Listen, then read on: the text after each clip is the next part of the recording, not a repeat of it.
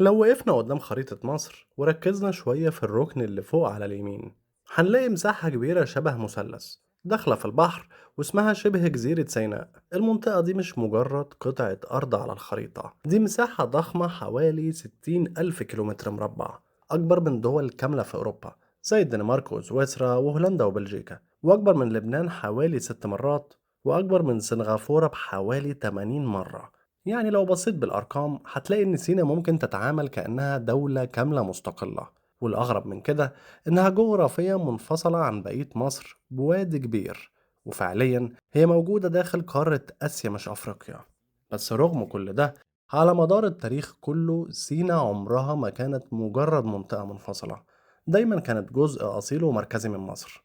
والسؤال هنا، ليه المنطقة دي تحديدا كانت مهمة بالشكل ده؟ وليه عبر آلاف السنين فضلت مرتبطة بمصر بالشكل العظيم ده؟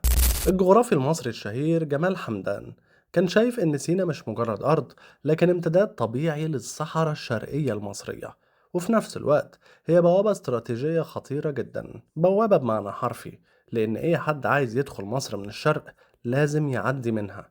وعلشان كده تاريخيا أغلب الغزاة اللي دخلوا مصر دخلوا من سيناء: الهكسوس والأشوريين، الفرس، اليونان والرومان، وغيرهم كتير جدا، كلهم تقريبا استخدموا نفس الطريق.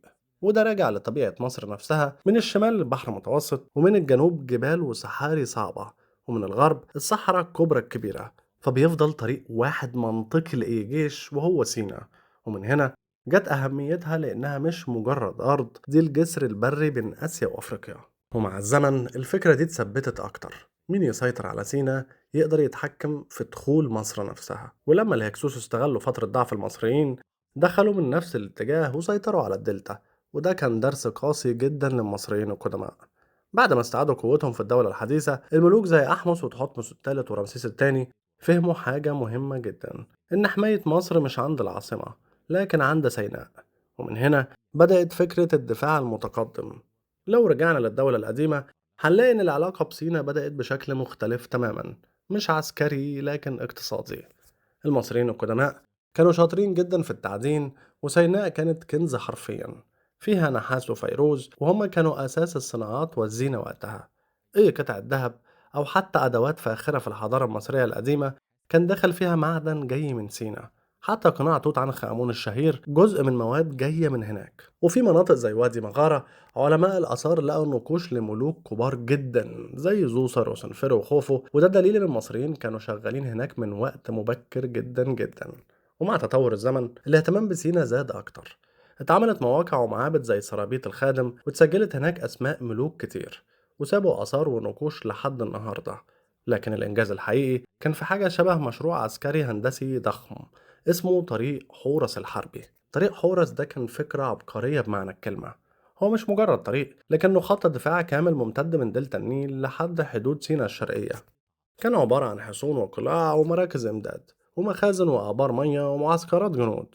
يعني إيه جيش ماشي فيه يا إما يتغذى ويدعم يا إما يتكسر قبل ما يوصل مصر، وكأنه درع دفاعي بيحمي مصر من الشرق. ومع مرور العصور السيناريو اتكرر بأشكال مختلفة.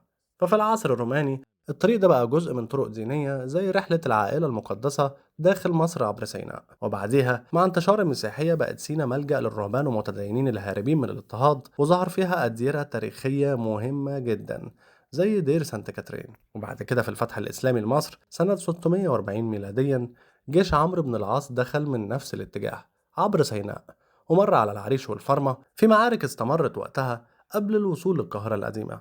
وبرضه نفس الفكرة، سيناء هي طريق دخول لمصر. وفي العصور الوسطى خصوصا وقت الحروب الصليبية أهميتها رجعت بقوة.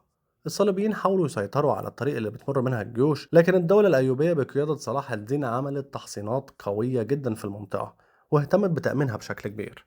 وبعديها جه الخطر الأكبر، المغول كانوا بيجتاحوا العالم وقتها ووصلوا لحد الشام، وكان هدفهم مصر. لكن المماليك بقيادة سيف الدين قطز خرجوا من مصر عبر سيناء، وواجهوهم في معركة عين جالوت سنة 1260، ودي كانت نقطة تحول تاريخية وقفت زحفهم. ومع دخول العثمانيين سيناء بقت طريق مهم للحجاج، فتم بناء قلاع وحصون عشان يأمنوا الطريق زي قلعة الطور وقلعة العريش، وتجديدات لقلاع قديمة. وفي عصر محمد علي تم تقسيم سيناء إداريا، وبعده في عهد الخديوي إسماعيل، ومع افتتاح قناة السويس ظهرت مدن جديدة في المنطقة وزادت أهميتها كمان. ولو في القرن الحديث ومع الاحتلال البريطاني حصل صراع حدودي انتهى باتفاق 1906 اللي حدد حدود مصر الشرقية بشكل رسمي.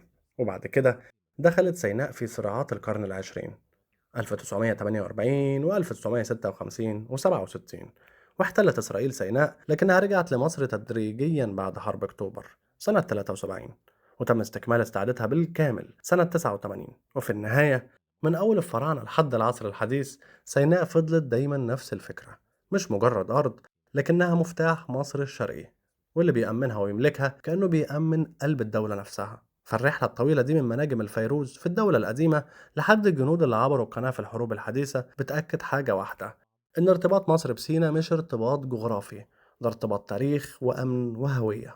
بشكرك للمتابعة، ومن فضلك لايك وسبسكرايب، وانتظروا الحلقات القادمة.